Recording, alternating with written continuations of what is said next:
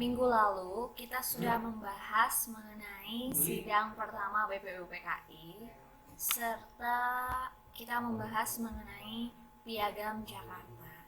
Nah, kali ini kita akan membahas mengenai sidang BPUPKI yang kedua.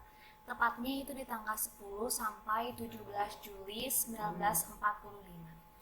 Panitia 9 melaporkan hasil rumusan dasar negara.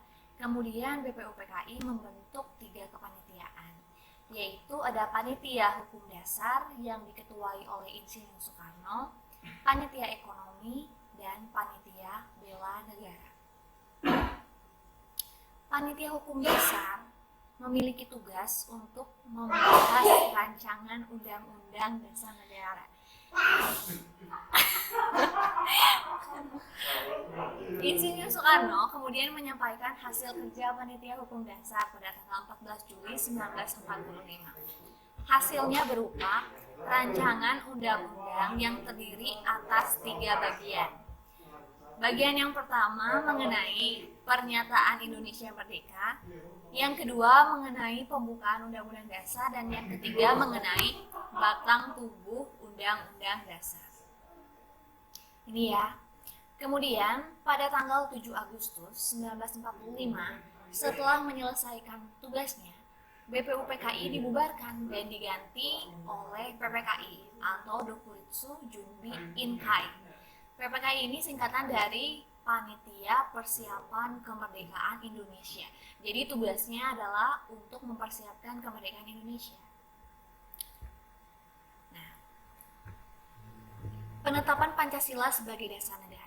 Ini adalah prosesnya. Jadi banyak peristiwa yang terjadi sebelum Pancasila ditetapkan.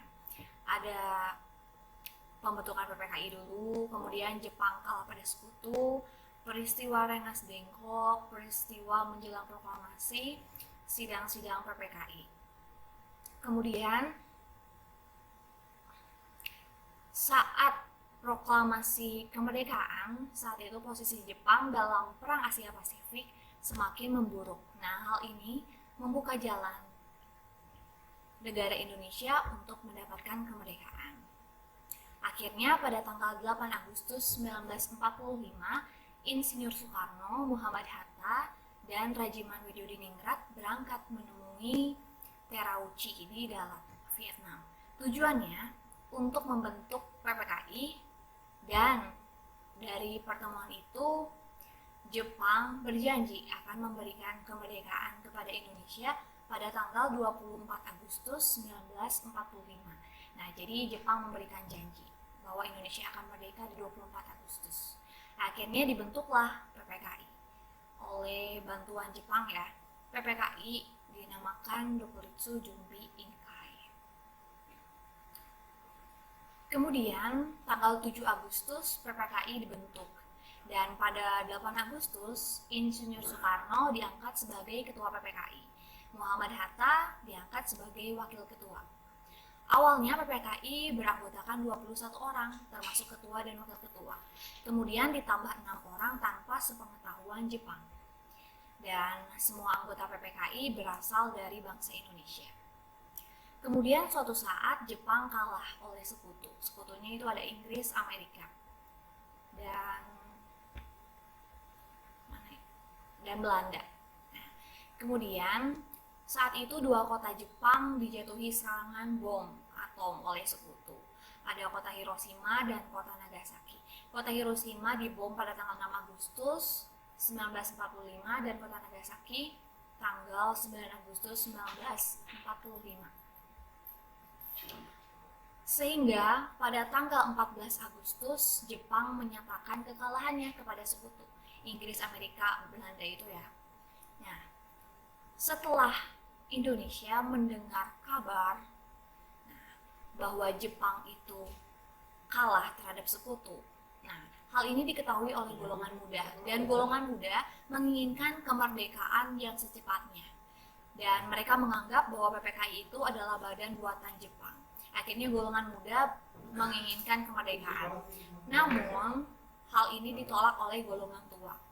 Golongan tua tetap menginginkan kemerdekaan sesuai lewat perjanjian bersama Jepang tanggal 24 Agustus.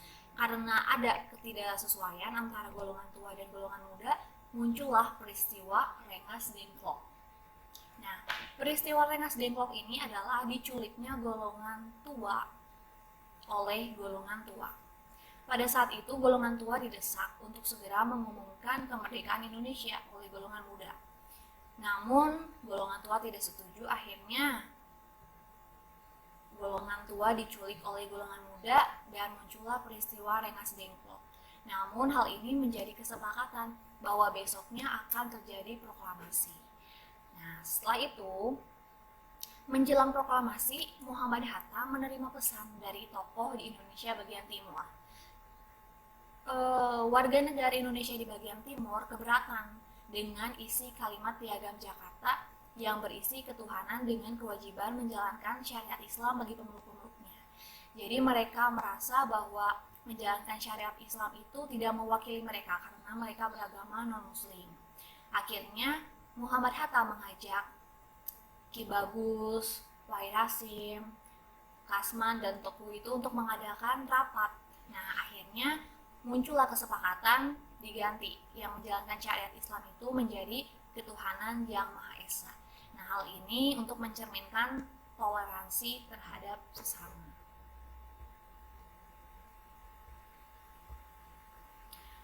Setelah itu barulah proklamasi kemerdekaan Indonesia terjadi pada hari Jumat 17 Agustus 1945. Insinyur Soekarno didampingi oleh Muhammad Hatta memproklamasikan kemerdekaan Indonesia ke seluruh dunia.